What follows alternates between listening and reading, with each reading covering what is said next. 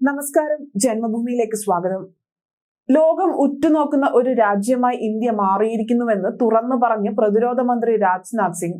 വിവിധ കാരണങ്ങളാൽ ഇന്ന് ഇന്ത്യ ലോകത്തിന്റെ പ്രധാന ശ്രദ്ധാകേന്ദ്രമാണ്. ഇപ്പോൾ കേരളത്തെ ഏറ്റവും വലിയ സമ്പദ് വ്യവസ്ഥകളിൽ 4ാം സ്ഥാനമാണ് നമുക്കുള്ളത്. ജർമ്മനിയും ജപ്പാനും ചൈനയും അമേരിക്കയുമാണ് നമ്മുടെ മുന്നിലുള്ളത്. എന്നാൽ 2027 ആകുമ്പോഴേക്കും ജപ്പാനെ മറികടന്നുകൊണ്ട് ലോകത്തിലെ ഏറ്റവും വലിയ 4ാമത്തെ സമ്പദ് വ്യവസ്ഥയായി ഭാരതം മാറും. രാജ്നാഥ് സിംഗ് തുറന്നു പറയുകയാണ്. അതേസമയം പാകിസ്ഥാൻ അടക്കം ഇപ്പോൾ ഭാരതത്തെ പുകഴ്ത്തുന്ന സാഹചര്യമാണ് നമുക്കുള്ളതെന്നും അദ്ദേഹം വ്യക്തമാക്കി. 2017ഓടെ രാജ്യം സമ്പദ് വ്യവസ്ഥയിൽ 3ാം സ്ഥാനത്തെത്തും. ഇത് നമ്മുടെ രാജ്യത്തെ നേട്ടങ്ങൾ മറ്റു രാജ്യങ്ങളിൽ വരെ ശ്രദ്ധാപൂർവം നോക്കി കാണുന്നു. ഭാരതം ഇന്ന് ലോകത്തിന്റെ നെറുകയിലാണ്. നമ്മുടെ അയൽ രാജ്യം ഒരിക്കലും ഭാരതത്തെക്കുറിച്ച് നല്ലതൊന്നും പറഞ്ഞിട്ടില്ല.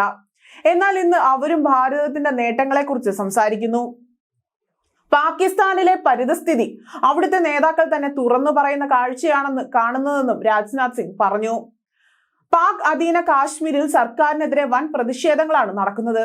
ഇതിനിടയിൽ കഴിഞ്ഞ ദിവസം പാകിസ്ഥാൻ പാർലമെന്റിൽ നടന്ന സമ്മേളനത്തിൽ പാർലമെന്റ് അംഗം സായിദ് മുസ്തഫ കമാലും ഭാരതത്തെ പുകഴ്ത്തി രംഗത്തെത്തിയിരുന്നു.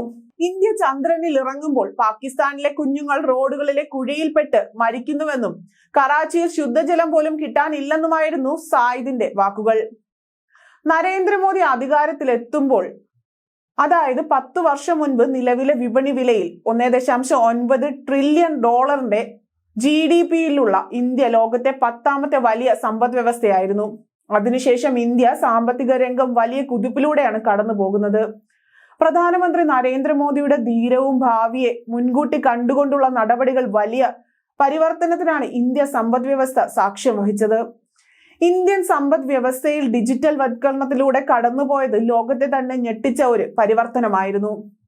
ഇലക്ട്രോണിക് വാഹന വിപണി, ബഹിരാകാശ മേഖല, നിർമ്മിത ബുദ്ധി, വെയർഹൌസിംഗ്, ലോജിസ്റ്റിക്സ്, ഗ്രീൻ ഹൈഡ്രജൻ തുടങ്ങിയ മേഖലകളിലെ കുതിപ്പാണ് ഇന്ത്യയുടെ സാമ്പത്തിക ഉയർച്ചയ്ക്ക് ചാലക ശക്തിയായി വർദ്ധിക്കാൻ പോകുന്നത്.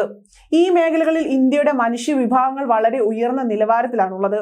കൂടാതെ നരേന്ദ്രമോദി നടത്തിയ പരിഷ്കരണങ്ങളുടെ ഫലമായി ഇന്ത്യ ബിസിനസ് ചെയ്യാനുള്ള സൗകര്യങ്ങൾ വർദ്ധിപ്പിക്കാൻ വലിയ വിദേശ നിക്ഷേപങ്ങളാണ് ഇന്ത്യക്ക് ഒഴുകി കൊടുക്കുന്നത്.